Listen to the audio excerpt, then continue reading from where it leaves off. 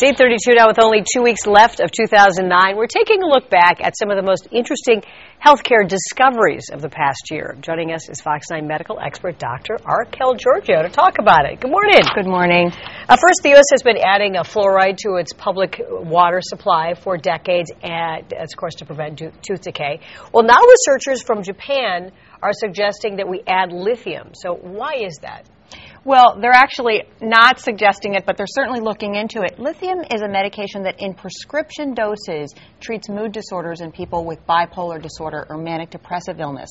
And what these researchers found in Japan is that lithium is present in trace amounts in the normal water supply in some communities. And in those communities, they have a lower suicide rate.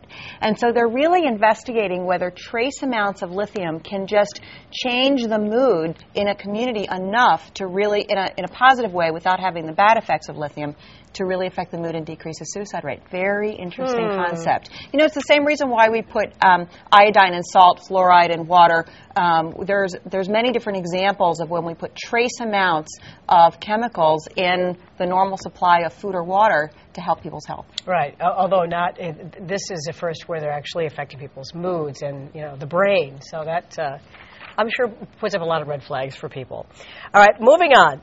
We know the dangers of secondhand smoke, but there's also a concern of third-hand smoke. So explain exactly what this is. That's right. Over the last year, the danger of third-hand smoke is becoming much more prominent. Third-hand smoke is the residue that's left over after there's smoke in the air. So after you can't see it anymore, it doesn't just disappear. The residue settles, and it settles in carpets, furniture, car upholstery, and there are studies that show that particularly in children, third-hand smoke residue can be as dangerous as second-hand smoke because children's airways are so much smaller and the residue can be toxic. So one thing that parents may want to really think about is not allowing others to smoke in their home or their car, even in the absence of their children, because the residue is left over and it could be harmful, particularly as kids are crawling on the furniture on the floor. Okay.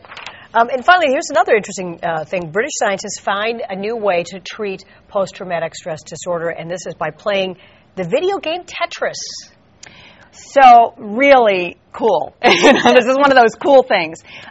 Post-traumatic stress disorder, one of the biggest issues with it are the visual images and the flashbacks that come back after someone experiences or sees a horrific event. So what these researchers showed is that in people who are exposed to just a gruesome event, if they play Tetris afterwards, they have fewer flashbacks than individuals who are exposed to the same event and don't play Tetris. And here's why.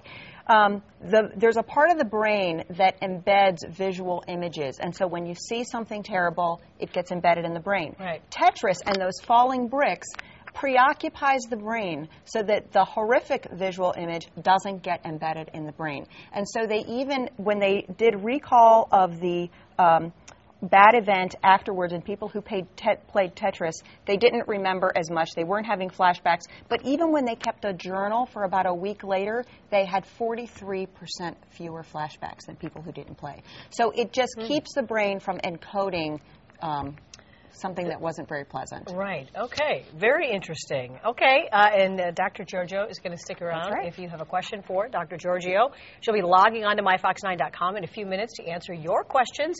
Just click on the yellow chat bar. It's right there at the top of the page, and we'll check in with Dr. Giorgio in the Fox 9 Buzz. Thanks, Doctor. Thank you. We've got new